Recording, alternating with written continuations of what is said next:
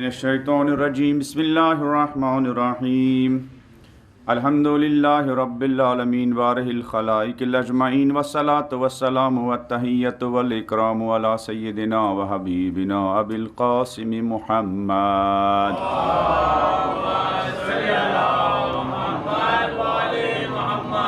الذی بعث لیتمم مکارم الاخلاق وانہ لعلی خلق عظیم وعلى أهل بيته الطيبين الطاهرين المعصومين الذين أذهب الله عنهم الرجس وطهرهم تطهيرا اللهم صل على محمد وعلى محمد ولعنة الدائمة على أعدائهم أجمعين من الآن إلى قيام يوم الدين أما بعد فقد قال الله تعالى في كتابه المبين وهو أصدق القائلين وقوله الحق هنالك دعا زكريا ربه رب هب لي من لدنك ذرية طيبة إنك سميع الدعاء فنادته الملائكة وهو قائم يصلي في المحراب إن الله يبشرك بيحيى مصدقا بكلمة من الله وسيدا وحصورا ونبيا من الصالحين رب اشرح لي صدري ويسر لي امري واحلل عقدة من لساني يفقهوا قولي اللهم صل على محمد وعلى محمد۔ میں بھی آپ سب کی خدمت میں، بزرگوں کی خدمت میں، جوانوں کی خدمت میں، بچوں کی خدمت میں، خواہران کی خدمت میں تبریک و تہنیت پیش کرتا ہوں۔ خداوند منان ہم سب کو معرفت اہل بیت نصیب فرمائیں، اہل بیت علیہ السلام کی سیرت سے آشنا فرمائیں اور ان کے نقش قدم پر چلنے کی توفیق عنایت فرمائیں۔ ہمارا موضوع گفتگو ہے اولاد صالح یا پاکیزہ اولاد۔ قرآن کی روشنی میں اولاد صالح کی خصوصیات، اولاد نیک کی کوالٹیز اور ان کی صفات قرآن کی روشنی میں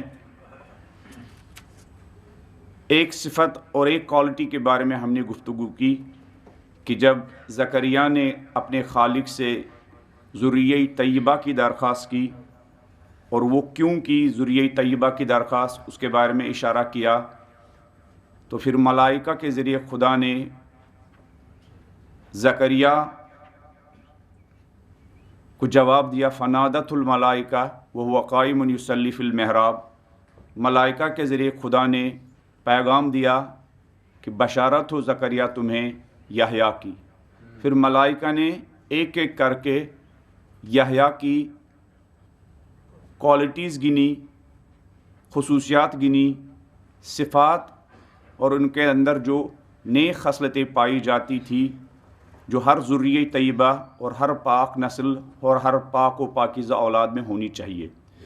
فرمایا کہ ان اللہ یبشرک بیحییٰ، بشارت ہو یحییٰ کی، جس کی پہلی کوالٹی اور پہلی خصلت یہ ہے کہ مصدقم بکلمت من اللہ، کہ وہ اپنے زمانے کے نبی اور اپنے زمانے کے ولی کا حامی ہے، تصدیق کرنے والا ہے، اس کا معاون ہے اور اس کا مددگار ہے۔ زکریا کے اندر جو ٹیلنٹ ہے، زکریا کے اندر جو صلاحیتیں ہیں، زکریا کے اندر جو استعداد ہے، زکریا کے پاس جو کچھ ہے، وہ صلاحیتیں اور جو کچھ زکریا کے پاس ہے، جو جوانی ہے ان کی، جو علمی صلاحیت ہے ان کی، وہ سب ان صلاحیتوں کے ذریعے اپنے وقت کے نبی، اپنے وقت کے پیشوا، اپنے وقت کے رہبر، اپنے وقت کے امام اور اپنے زمانے کے قائد حضرت عیسیٰ علیہ السلام کی خدمت میں پیش کریں گے اور ان کے ذریعے ان کی کیا نصرت اور مدد کریں گے۔ اپنے زمانے کے نبی، اپنے زمانے کے الہی پیشوا، اپنے زمانے کے خدائی پیشوا کی نصرت۔ اور بی بی زہرا سلام اللہ علیہا نے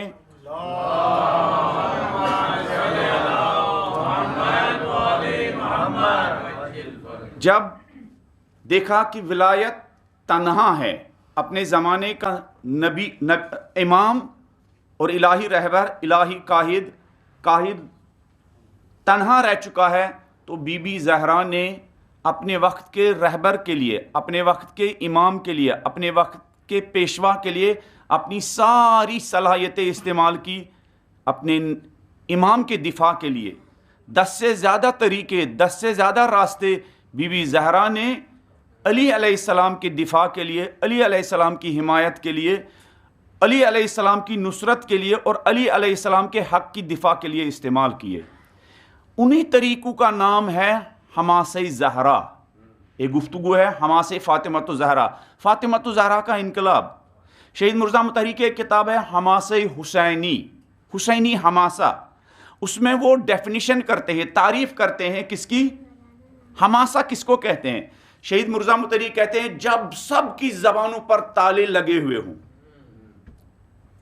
جب سب کی زبانوں پر تالے لگے ہوئے ہوں، اور جب سب لوگ مصلحت کی چادر اوڑے ہوئے ہوں، جب سب لوگ ظلم اور بربریت کے وجہ سے ان کے سانس پھول رہے ہوں، ایسے زمانے میں جب گٹا ٹوپ اندھیرا ہو، ایسے زمانے میں حق کے لیے کھڑا ہونا اس کو حماسہ کہتے ہیں. جب کسی بالکل نا امیدی، مطلق نا امیدی ہو، ہر طرف نا امیدی ہو، اس نا امیدی میں حق کے لیے، حق کے دفاع کے لیے کھڑا ہونا، حق کی نصرت کے لیے کھڑا ہونا، حق کی بات کرنا اور حق کا ترجمان بننا، اس کو کیا کہتے ہیں، حماسہ. یہ حماسہ کس کا کارنامہ تھا، بی بی فاطمۃ الزہرا سلام اللہ علیہ.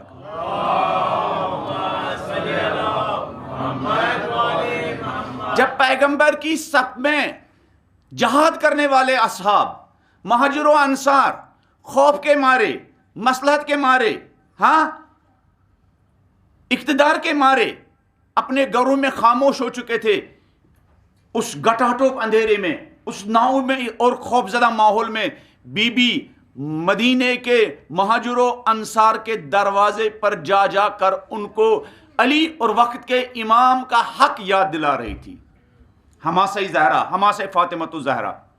پہلی کوالٹی، انسان کو جو خدا نے صلاحیتیں دی ہیں حقیقی معنوں میں، ولایت کا مطلب یہ کہ انسان کے پاس جو کچھ ہے وہ ان کا مالک نہیں ہے. ان کا مالک کون ہے، خدا اور خدا کا نبی.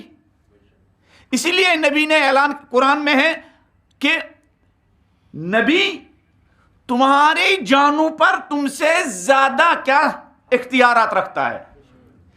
تمہارے جان، ہمیں اپنی جانوں پر اختیار نہیں ہے، ہم نے اپنے بدن پر اختیار نہیں ہے، ہم نے اپنی جسم کا اختیار نہیں ہے. اس کا اختیار پورا کس کو ہے، نبی کو ہے. النبی اولا بالمومنین من انفسہم، نبی مومنین کی جانوں پر ان سے زیادہ اختیار رکھتا ہے. مجھے اپنے آپ کو خطرے میں ڈالنے کا حق نہیں ہے، لیکن اگر نبی کی مرضی ہو میں میدانی جہاد میں جاؤں، وہاں مجھے کیا خطروں میں کودنا ہے، اس لیے کہ میری جان کا مالک میرا نبی ہے. غدیر خم میں یہی نبی نے کہا الست اولا، کیا تمہارے جانوں پر مجھے زیادہ اختیار نہیں ہے؟ سب نے کہا ہاں. آپ کو، ہمیں اپنی جان پر، ہمیں اپنی صلاحیت پر، ہمیں اپنے مال پر، ہمیں اپنے بچوں پر، ہمیں اپنی پراپرٹی پر وہ اختیار نہیں جو اختیار آپ کو ہے. فرمایا جو اختیار مجھے ہے وہی اختیار کیا ولی خدا علی کو بھی ہے. ولایت اس چیز کا نام ہے. تو یہ ساری صلاحیتیں جو ولی کی اپنی صلاحیتیں ہمیں ان کو دینا ہے. انہی لوگوں کو مطیع و فرما بردار کہتے ہیں، انہی لوگوں کو حماسہ ساز کہتے ہیں، انہی کو انقلابی کہتے ہیں، انہی کو کیا حق کے ناصر اور حق کے مددگار کہتے ہیں. اور آج بھی ولی زمان کو ایک ہمارے نوجوانوں کے درمیان ایک یہ شوشہ ڈالا جاتا ہے، ولی کون ہے؟ ولی وہی ہے جو آج علی کی تعلیمات اور علی کی سیرت کا ترجمان ہے.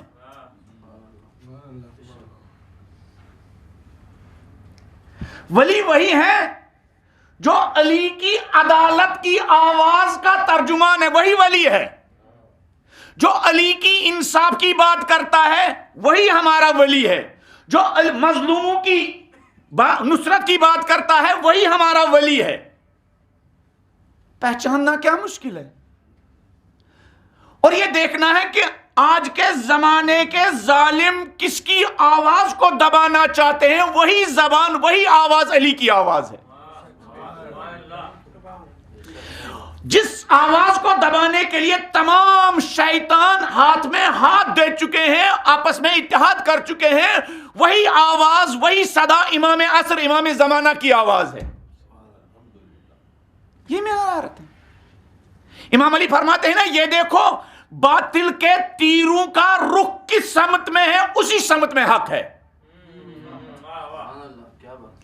امریکہ کی سازشوں کا رخ کس طرف ہے، برطانیہ کی سازشوں کا رخ کس طرف ہے، اسرائیل کی سازشوں کا رخ کس طرف ہے، اور سعودیہ عرب کے حرام مال اور پیسوں کا رخ کس طرف ہے، اسی رخ پر دیکھو، وہیں پر حق نظر آئے گا. اور پھر جہاں جس طرف باطل کی سازشوں کا رخ ہے، ہتھیاروں کا رخ ہے، پھر اس حق کے لیے ہمیں اپنی صلاحیتیں استعمال کرنا، ہمارے نوجوانوں کو اپنی صلاحیتیں استعمال کرنا ہے، ہمارے بزنس مین طبقے کو، تاجر طبقے کو اس آواز کو بچانے کے لیے، اس آواز کو پھیلانے کے لیے، اس آواز کو کیا عام کرنے کے لیے اپنی صلاحیتوں کو استعمال کرنا ہے. پھر دوسری صفت، مصدقاً بکلمۃ من اللہ وسیداً زکریا. یحییٰ کے اندر دوسری کوالٹی یہ ہے کہ وہ سید ہے. کیا ہے؟ سید. سید کی تفسیر میں، تفاسیر میں مختلف معنی بیان کیے گئے ہیں. وہ سید نہیں ہے جس کو ہم سید کہتے ہیں. یہاں مراد سید سے اولاد زہرا، اگرچہ حقیقی معنوں میں اولاد زہرا ہی سید ہے، اس لیے کہ سید کے جتنے بھی معنی مفسرین نے کیے ہیں ان کا مصداق عدم اولاد فاطمہ الزہرا ہی ہے.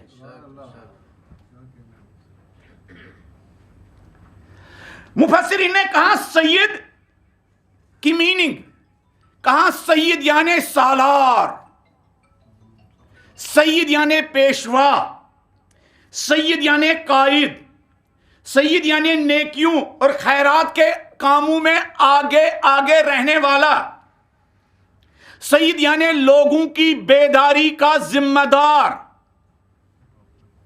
سید وہ ہے جو لوگوں کو بیدار کرتا ہے، لوگوں کو سلانے والا. کیا سید؟ سید. تو اس لحاظ سے ہر وہ انسان سید ہے جو لوگوں کو جگائے، اور ہر وہ انسان غیر سید ہے جو لوگوں کو کیا سلائے. ہو سکتا کسی کے سر پر امامہ سادات کا ہو، لیکن وہ قوم کو سلانے کا کام کرتا ہو، جگانے کا کام. مفسرین نے کہا سید یعنی فضیلت کا ذمہ دار، اقدار کا پاسدار، نیک کاموں میں آگے آگے رہنے والا، نیک کاموں کی پیشوائی کرنے والا، نیک کاموں میں لیڈ کرنے والا، جس کو آپ لیڈر کہتے ہیں. سید یعنی وہ انسان جو دوسرے لوگوں کے لیے مشعل راہ ہو. سید یعنی ہر اسلامی، قرآنی اور عقلی فضیلتوں میں آگے آگے رہنے والا، انسانی فضیلتوں میں آگے آگے رہنے والا. البتہ زبان سے نہیں، زبان سے نہیں. مولا علی نہج البلاغہ میں فرماتے ہیں الحق اوسع الاشیاء فی التواصب. جب حق کی گفتگو کی بات آتی ہے، جب حق کے بارے میں تقریر کرنے کی بات آتی ہے، جب حق کے بارے میں محفل پڑھنے کی بات آتی ہے، جب حق کے بارے میں لکھنے کی بات آتی ہے، جب حق کے بارے میں شاعری کی بات آتی ہے، جب حق کے بارے میں بھیڑ بھاڑ جمع کرنے کی بات آتی ہے، مولا فرماتے ہیں اوسع الاشیاء فی التواصب. جب حق کی بات، کیا حق کی تعریف کرنے کی بات آتی ہے تو حق کا میدان بہت وسیع ہے. تب علی کی محفلوں میں ایک ہندو بھی، ایک ظالم بھی، ایک ڈکٹیٹر بھی حسین کی مجلسوں میں حاضر ہوتا ہے اور بظاہر نوحہ اور عزاداری بھی کرتا ہے. لیکن یہ کیا ایسے لوگوں کو ہم کیا کہیں گے؟ سید نہیں. سید یعنی جو اپنے عمل سے فضیلتوں کا پاسدار ہو. مولا فرماتے ہیں الحق اوسع الاشیاء فی التواصب. جب حق کے بارے میں گفتگو کرنے کی بات آتی ہے تو کتنے ظالم لوگ، رشوت خور لوگ رشوت کے خلاف بولتے ہیں. ہاں، انسانیت کا گلا گھونٹنے والے لوگ حقوق بشر اور ہیومن رائٹس کی کیا بات کرتے ہیں. ڈکٹیٹرشپ کے ماحول کو پروان چڑھانے والے لوگ جمہوریت کی کیا باتیں کرتے ہیں. آج کے زمانے میں لوگ کہتے ہیں بھائی افغانستان میں کیوں گئے؟ جمہوریت کے لیے. عراق پر حملہ کیوں کیا؟ جمہوریت کے لیے. ہاں، جبکہ ان کے سارے ڈکٹیٹر کے ساتھ ان کے اچھے ریلیشن ہیں. جس ملک میں جمہوریت ہے اس کے یہ سارے دشمن ہیں. سعودی عربیہ میں الیکشن ہوتے ہی نہیں ہیں، لیکن دنیا کے تمام جمہوریت کے دعویٰ داروں کو ان کے ساتھ اچھے ریلیشن ہیں. اور جس ملک میں ہر سال ایک دو الیکشن ہوتے ہیں، میئر کے الیکشن ہوتے ہیں، پارلیمنٹ کے الیکشن ہوتے ہیں، اور رہبر کو جو کمیٹی اور جو سیٹ اپ ان کو کیا نظر رکھتا ہے اس کے الیکشن ہوتے ہیں، وہ کہتے ہیں یہ الیکشن تو فراڈ الیکشن ہے، کیونکہ اس الیکشن کا رزلٹ ان کی مرضی کے مطابق نہیں نکلتا ہے. تو مفسرین کہتے ہیں سید یعنی فضیلتوں میں آگے رہنے والا. اہل بیت کیوں سید ہے؟ اہل بیت کیوں سید ہے؟ اہل بیت اس لیے سید ہے، زیارت جامع کبیرہ میں ہے. اہل بیت اس لیے سید ہے کہ جب بھی کسی نیکی کا خیال آتا ہے اس کے ساتھ ساتھ اہل بیت کا خیال آتا ہے. اس لیے زیارت جامع کبیرہ میں ہے کہ ان ذکر الخیر کنتم اولو، اے محمد، اے آل محمد، جب بھی نیکی کا ذہن میں خیال آتا ہے اس نیکی کے ساتھ ساتھ آپ لوگوں کا بھی خیال آتا ہے. جب عدل کا خیال آتا ہے علی یاد آتے ہیں. جب حیا کا خیال آتا ہے زہرا یاد آتی ہے. جب حماسہ اور انقلاب کا خیال آتا ہے حسین یاد آتے ہیں. اور جب بارگاہ خدا میں سجدہ سجود اور عبادت و عرفان کا خیال آتا ہے عابد سید الساجدین یاد آتے ہیں. جب انسانیت کے حقوق اور پاسداری کی بات آتی ہے تو اہل بیت علیہ السلام یاد آتے ہیں. لہذا زیارت جامع کبیرہ میں ان ذکر الخیر، جہاں کہیں خیر کی بات ہو، جہاں کہیں نیکی کا ذکر ہو، کنتم اول، سب سے پہلے آپ بزرگ ہستیوں کا خیال آتا ہے. وَأَصْلُهُ، اور جب بھی نیکی کا خیال آتا ہے تو نیکی کے روٹس کون ہے؟ اہل بیت ہے. نیکی کی جڑ کون ہے؟ اہل بیت ہے. صداقت کی جڑ کون ہے؟ اہل بیت ہے. انسانی ویلیوز کی جڑ کون ہے؟ اہل بیت ہے. وَفَرُهُ وَمَعْدِنُهُ، اور نیکی کا سرچشمہ اہل بیت ہے. نیکی کا سورس اور منبع اہل بیت ہے. مَوَاهُ وَمُنْتَهَا، اور نیکی کو جہاں پناہ ملتی ہے وہ اہل بیت ہے. اور نیکی جن پر کیا ختم ہوتی ہے ان ہستیوں کا نام اہل بیت ہے.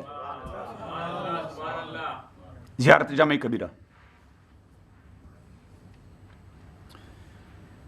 دشمن بھی جب نیکیوں کے بارے میں سوچتے تھے، ہوتا ہے نا کبھی کبھی چور بھی عدل اور انصاف کی بات کرتا ہے نا، ہے نا. کہتے ہیں کچھ لوگوں نے رات کے اندھیرے میں کسی شہر میں، شاید بمبئی میں، شاید کشمیر میں، ہاں، ڈکیتی کی. پھر جب مال اپنے جہاں پہنچانا تھا پہنچا دیا تو ان میں سے ایک نے کہا دیکھو میں ایک بات کہتا ہوں کہ بھائی عدل و انصاف کے ساتھ تقسیم کرنا. شہید مرزا مطہری کہتے ہیں یہ چور یہ بات کیوں کہتا؟ شہید مرزا مطہری کہتے ہیں اس لیے کہ عدالت انسان کی گٹی میں ہے اور فطرت میں ہے. عدالت کس کی گٹی میں ہے؟ انسان کی فطرت میں ہے. عدل اور انصاف اس کی گٹی میں ہے. لہذا ہر چور چاہتا ہے میرے ساتھ کیا ہو؟ انصاف ہو. ہر وہ انسان جو عدالت کا گلا گھونٹتا ہے، جسٹس کا گلا گھونٹتا ہے، وہ کسی کی بات کرتا ہے؟ عدل اور انصاف کی بات کرتا ہے. تو جب اہل بیت علیہم السلام کی نیکی کا خیال ظالموں کو بھی آتا تھا، ان کے دشمنوں کو بھی آتا تھا، تو وہ اہل بیت کو یاد کرتے تھے. ایک جگہ نہیں، متعدد جگہ پر. ایک جگہ نہیں، متعدد جگہ پر. جنگ صفین میں جب مولا علی علیہ السلام کے لشکر نے دریا پر لشکری معاویہ سے قبضہ چھینا تو معاویہ پریشان ہونے لگا. عمر آس نے کہا کیوں پریشان ہے؟ کہا یہ لشکر تو واپس چلا جائے گا، بغاوت کرے گا، پانی نہیں ہے. کہا معاویہ تو اپنے کو علی کو اپنا جیسا سمجھتا ہے. ارے معاویہ آرام کے ساتھ سو جاؤ. یہ وہ ہے جو دشمن کا کیا پیاسا ہونا بھی برداشت نہیں کریں گے. یہ وہ ہے آرام کے ساتھ سو جاؤ. جو غلاظت تمہارے اندر ہے وہ ان کے اندر نہیں ہے. وہ فضیلتوں کے امام ہیں. وہ فضیلتوں کے پیشوا ہیں، وہ فضیلتوں کے پیشوا ہے۔ اور ہوا بھی ایسا، جس دریا پر علی نے قبضہ کیا، مولانا نے کہا سب کو پانی پلا دو۔ کچھ لوگوں نے اپنی مونچھوں کو تاو دیا، ہوتا ہے نا، مجتہد سے بھی آگے جانا چاہتے ہیں کچھ لوگ، ہاں، مرجع تقلید سے بھی آگے جانا چاہتے ہیں کچھ لوگ، رہبر کو بھی کچھ لوگ مشورہ دینا چاہتے ہیں، آئس سیستانی کو بھی کچھ لوگ مشورہ دینا چاہتے ہیں، سید حسن نصراللہ کو کچھ لوگ گھر میں بیکار بیٹھے ہوئے لوگ کیا جنگی اسٹریٹجی کیا سکھانا چاہتے ہیں، ہوتا ہے نا کچھ لوگ، ہے نا، ایسے ہوتے ہیں نا کچھ ایسے مزاج گھروں میں بیٹھنے والے، میدانی جہاد میں صبح و شام بسر کرنے والے کو کیا صبح و شام گھر میں بیٹھنے والے مشورہ دینا چاہتے ہیں۔ کچھ لوگ جن سے گھر نہیں سنبھلتا ہے وہ رہبر کو کیا حکومت داری اور بہترین اور اسلامی گورننس کا کیا آئے وہ دیتے ہیں، کیا مشورہ دیتے ہیں، ایسے ہوتے ہیں نا کچھ لوگ۔ کہا مولا کیسے ہو سکتا ہے؟ کہا نہیں، یہ پانی انسان کی بنیادی ضرورت ہے، ہم کسی انسان کو اس کی بنیادی اور فنڈامنٹل ضرورتوں سے محروم نہیں کر سکتے ہیں۔ ہیومن رائٹس کی باتیں ہوتی نا، رہبر کا ایک جملہ ہے کہ جو لوگ ہیومن رائٹس کی بات کرتے ہیں ان کو ہیومن رائٹس کے الف بے اے بی سی کی بھی پتہ نہیں ہے، اور باتیں کرتی ہے کس کے؟ مگر ٹرمپ کو پتہ ہے بشر کس چیز کا نام ہے، اوباما کو یہاں پتہ ہے کس چیز کا نام ہے، یورپی ممالک میں رہنے والے جو لوگ ہیں جو ہیومن رائٹس کی بات کرتے ہیں ان کو پتہ ہے ہیومن رائٹس کس چیز کا نام ہے۔ بر صغیر میں جو لوگ ادھر اس طرف بھی اور اس طرف بھی جو حق اور انصاف کی اور ہیومن رائٹس کی بات کرتے ہیں، اسی کورونا کے درمیان مسلمانوں کے خلاف کتنا پروپیگنڈا کیا گیا ہے، ان کو پتہ ہے ہیومن رائٹس کس چیز کا نام ہے۔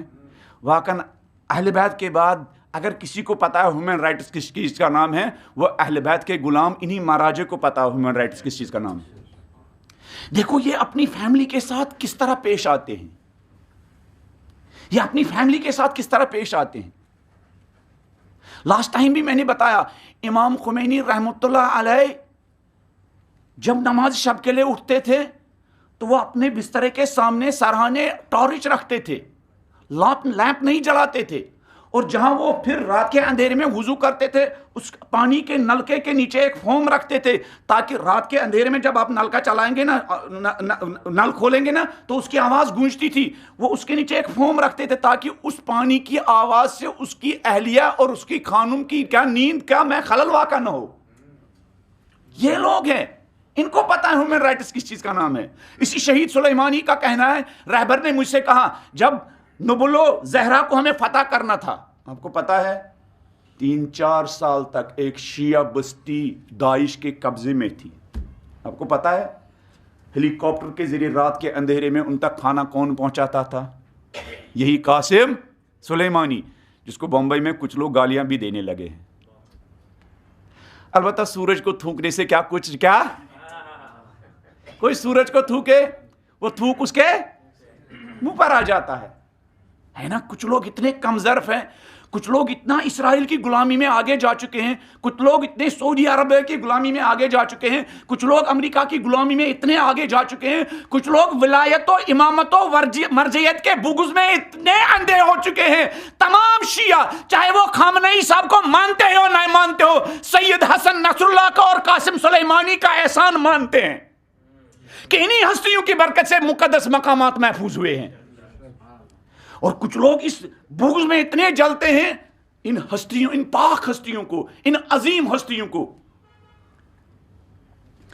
تو معاویہ نے کہا، عمر عاص نے کہا سو جاؤ، تم علی کی ہستی کو اپنے ساتھ مقایسہ اور کمپیئر کرتے ہو، کہاں تمہاری غلاظت، کہاں علی کی فضیلت۔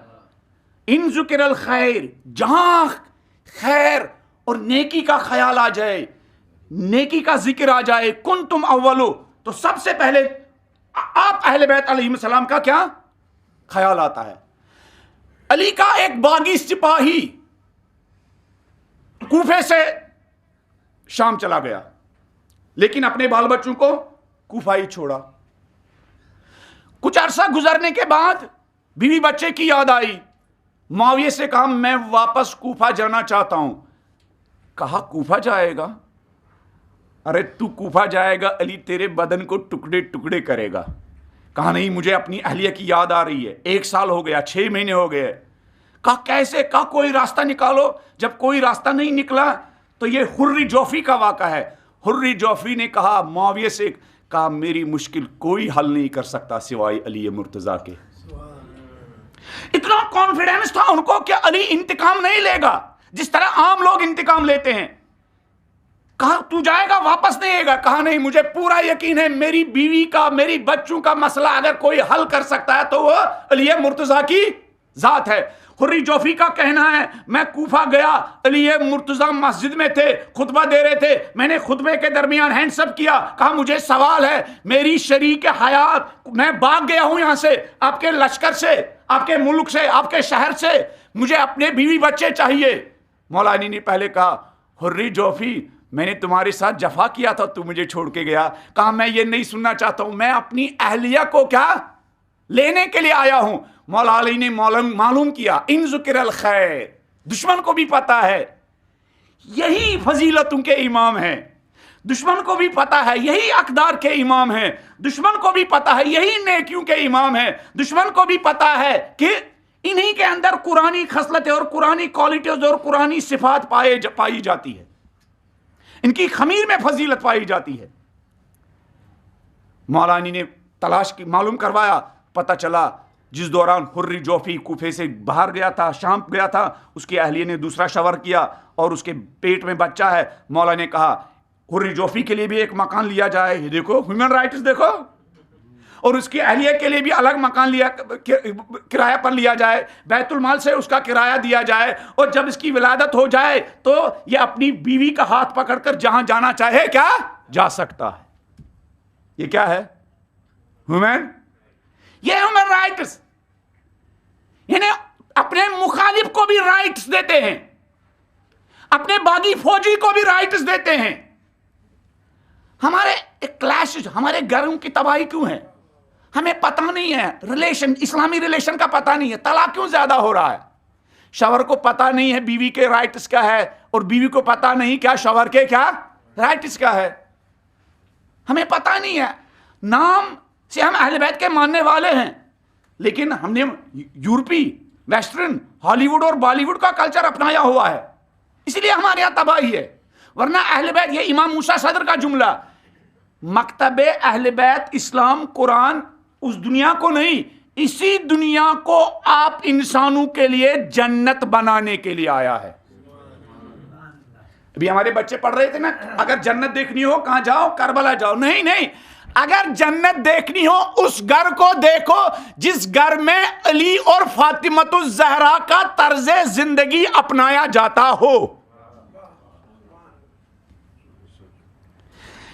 کربلا سے پہلے اس فیملی کو دیکھو جہاں علی کے انداز میں میاں بیوی کے درمیان ریلیشن ہو، باپ اور بیٹے کے درمیان ریلیشن ہو. وہ جنت کا منظر ہے. امام موسیٰ صدر کا جملہ ہے. اسلام میں اتنی طاقت ہے، اسلام میں اتنی طاقت ہے، اہل بیت کی سیرت میں اتنی طاقت ہے، نہج البلاغہ میں اتنی طاقت ہے، صحیفہ سجادیہ کے دعائے مکارم الاخلاق امام سجاد کی دعا میں اتنی طاقت ہے، اسی دنیا کی جھوپڑی کو جنت نما بنا سکتی ہے. دعائے مکارم الاخلاق پڑھیے. مکارم الاخلاق یعنی بلند اخلاق. اخلاق یا پست ہو سکتا ہے، اخلاق یا بلند ہو سکتا ہے. نبی فرماتے ہیں بُعِثْتُ لِأُتَمِّمَ مَكَارِمَ الْأَخْلَاقِ، میں بلند اخلاق کو پائے تکمیل تک پہنچانے کے لیے آیا ہوں. ہمارے جو گھروں میں جو اخلاق ہے وہ پست اخلاق ہے. اگر بیوی کے ساتھ ریلیشن ٹھیک ہے تو اب ہم اس کے ساتھ ٹھیک طریقے سے پیش آئیں گے، لیکن اگر اس کا موڈ ٹھیک نہیں ہے تو ہمارا موڈ بھی کیا آف ہو جاتا. نہیں، یہ بلند اخلاق نہیں ہے.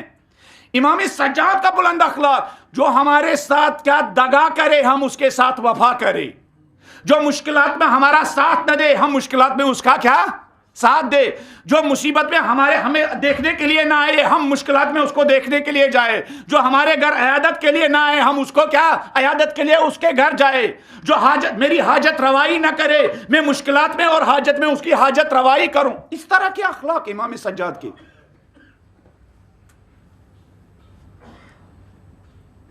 اس طرح کے اخلاق امام سجاد علیہ السلام کے. کن چیزوں سے، فضیلت کن چیزوں سے ملتی ہے؟ اب امام سجاد علیہ السلام کے بارے میں ایک دو باتیں عرض کرتا ہوں اور 10 بجے کے قریب ہی آپ کی زحمت تمام کرتا ہوں. بلند آواز میں ایک صلوات پڑھ دیجیے.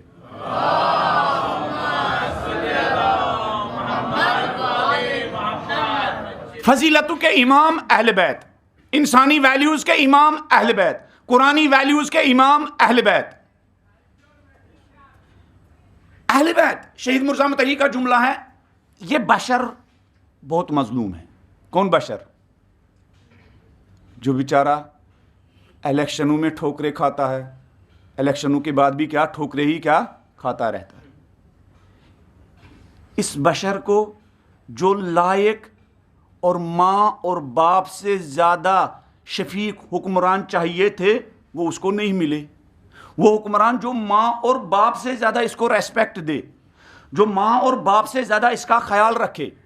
امام ایسے ہی شفیق وجود کا نام ہے. امام یعنی جس کو امت کا غم اتنا ستائے وہ اپنے بچوں کو بھوکا رکھے لیکن امت کی بھوک و پیاس کیا اس سے برداشت نو. ایسی ہستیوں کا نام امام ہے.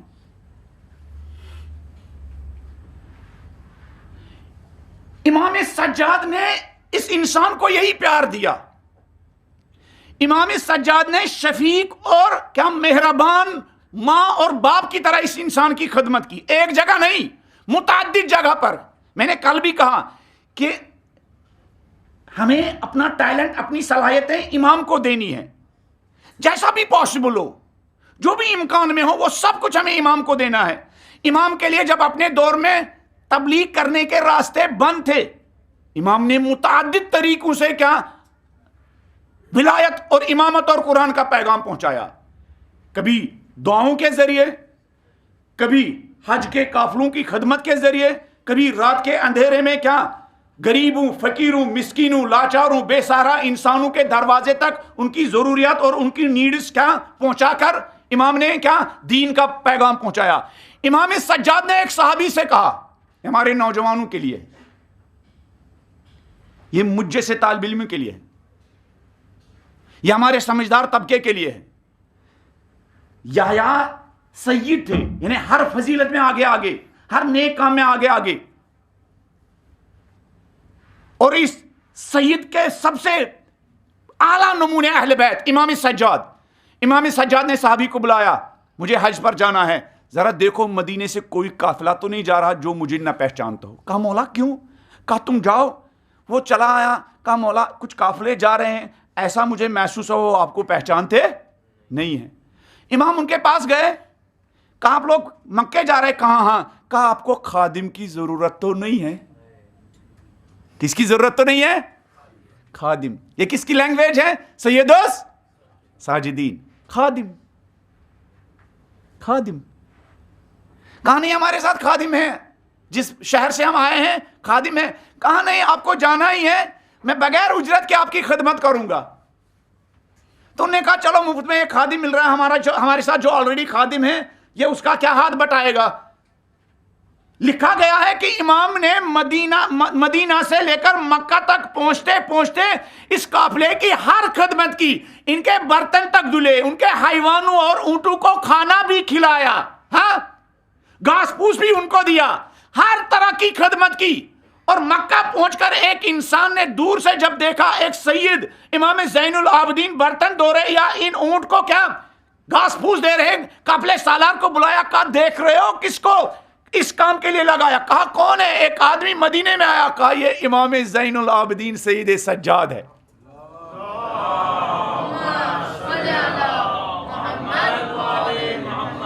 وہ امام کی خدمت میں آیا، ہاتھ جوڑ کے مولا معاف کیجئے گا، آپ نے ہمیں کیوں نہیں بتاتا؟ آسمان سے ہمیں کیا بلائیں نازل ہو جاتی. کہا اگر میں تمہیں بتاتا تو تم میری خدمت کرتے، مجھے اپنی خدمت کے شرف سے کیا محروم کر دیتے. انسانی فضیلتوں میں پیش رہنے والے لوگ سید ہے، سالار ہے، پیشوا ہے، اور ہمیں ہینڈس اپ کرنا چاہیے، اعتراف کرنا چاہیے. آج انسان کی خدمت کے میدان میں علی کے ماننے والے پیچھے ہیں اور گرو نانک کے سکھ آگے آگے ہیں. جب بھارت میں کسی قوم پر بھی کوئی مصیبت نازل ہوتی ہے، علی کے ماننے والوں کا کہیں نام و نشان نہیں ہوتا. وہ مست و مگن ہے اپنی دنیا میں, خیالات کی دنیا میں. اور گرو نانک کے سکھ سیلاب ہو آگے آگے, زلزلہ ہو آگے آگے, کوئی ڈزسٹر ہو تو آگے آگے, کوئی ستم دیدہ ہو تو آگے آگے, کوئی پریشان حال ہو تو آگے آگے, ہر میدان میں وہ آگے آگے رہتے ہیں. ہم اور آپ کہاں ہیں؟ جس انسان کے لیے اہل بیت علیہ السلام اپنی پوری ہستی قربان کرتے تھے, اپنے بچوں کو بھوکا رکھتے تھے, دشمنوں کے لیے بھی, ہم کہاں ہیں؟ ہمارے نوجوان کہاں ہیں؟ ہم کب آرگنائز ہوں گے؟ ہم کب آرگنائز ہوں گے؟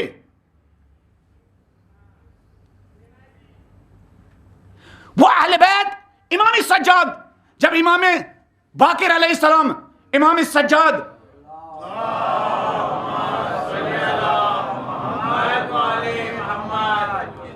کفن باندھ رہے تھے تو محسوس کیا غسل دینے والوں نے, پانی ڈالنے والوں نے, کہ امام کی پشت پر کیا نشانات ہے. امام باقر سے پوچھا گیا, آقا کیا یہ سفر شام اور سفر کوفہ و شام کے تازیانوں کے نشانات ہیں؟ کہا نہیں,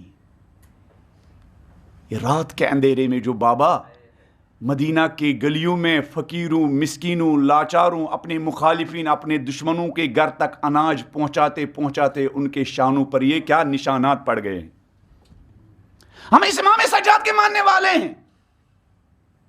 اگر ہمیں اپنے ٹیلنٹ کو کیا قیمت وصول کرنی ہے, اگر ہمیں اپنی صلاحیتوں کی قیمت وصول کرنی ہے, اگر ہمیں اپنے مال کی قیمت وصول کرنی ہے, اور اگر ہمیں اپنی سانسوں کی قیمت وصول کرنی ہے, اور اگر ہمیں اس زندگی کو کیا بہت مہنگا بیچنا ہے, تو ہمیں سب کچھ انسان کی خدمت کے لیے کیا پیش رکھنا ہے. اب ہمیں اپنی اس زندگی کا سستا سودا نہیں کرنا ہے, اس زندگی کا سستا سودا نہیں کرنا ہے. افسوس وہ اس انسان کے لیے جو زندگی کا سستا سودا کرے. خدا کی مرضی خریدو اپنی اس زندگی کے ذریعے, امام عصر کی دعائیں خریدو اس زندگی کے ذریعے, اہل بیت کی دعائیں خریدو اس مال کو کیا خدمت خلق پر خرچ کرنے کے ذریعے. اور اسی سے ہمارا دین بھی آگے پھیلے گا. لوگ یہ نہیں دیکھیں گے یہ محفلوں پر کتنا خرچ کرتے ہیں, لوگ دیکھتے ہیں یہ ہیومینٹی کے لیے, انسانیت کے لیے کیا خرچ کرتے ہیں. اور پھر دوسروں اور ہمارے درمیان یہ ڈیفرنس ہونا چاہیے, جہاں آپ خدمت کے لیے کچھ پیش کریں گے تو ساتھ ساتھ امام زین العابدین کی دعائیں مکارم الاخلاق بھی دیجئے. اخلاق کے بارے میں کسی قوم کے پاس اتنا بہترین ڈاکیومنٹ نہیں ہے جتنا بہترین ڈاکیومنٹ کیا ہمارے پاس ہے صحیفہ سجادی میں جو ڈاکیومنٹ موجود ہے. بلند اخلاق, ورنہ پست اخلاق سے تو دنیا بری ہوئی ہے. ہر روز جھوٹ بولنے والا انسان لوگوں سے کہتا ہے کیا سچ بولو. ہاں, سیاست کے میدان میں گندگی پھیلانے والا انسان بھی کیا صفائی کی بات کرتا ہے نا, ہے نا, ہے نا. تم خدمت بھی کرو اور اللہ کی بارگاہ میں آ جاؤ ان شہیدوں کی طرح, ان شہیدوں کی طرح. شہید محسن حججی جس نے اپنا سر اسی بی بی کے سرزمین شام میں پیش کیا.